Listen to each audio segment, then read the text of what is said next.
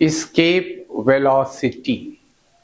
If we throw an object from the surface of Earth with such a velocity that it escapes the Earth's field and doesn't come back, its velocity would be known as escape velocity. You see, I have defined the whole thing in two parts. First, I said it should escape the Earth's field.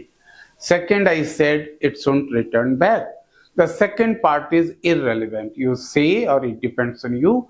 You don't like it, you just don't say. If the body escapes Earth's field, it crosses Earth's field, nothing remains to bring it back because Earth's field is already over. This velocity could be given by the relation, it's given here, √2 GRE. Had it been moon, you'd write here radius of moon, this is radius of Earth.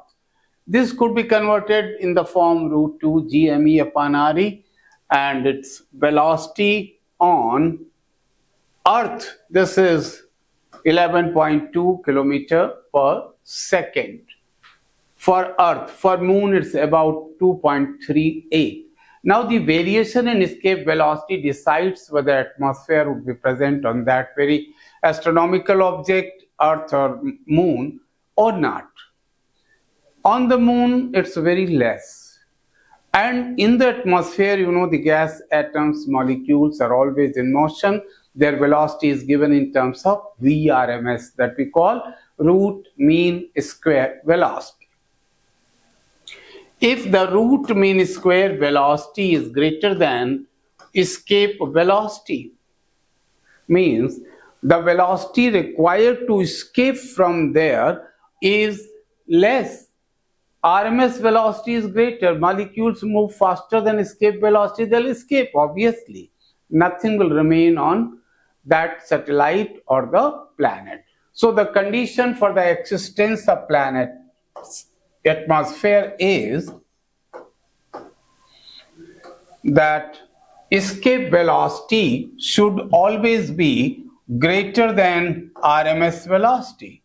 Means the molecules are moving at a comparatively smaller velocity and they are not able to escape. Escape velocity doesn't depend on the direction. It doesn't depend on the place. But while dealing in the derivation of this relation, we have assumed that there is no air.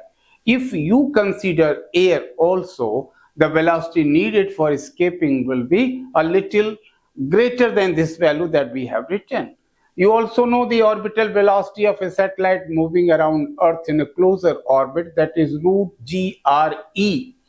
So that way you can see the escape velocity is √2 times the orbital velocity.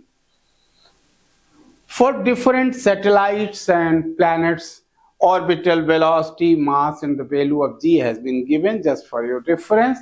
This you can go through.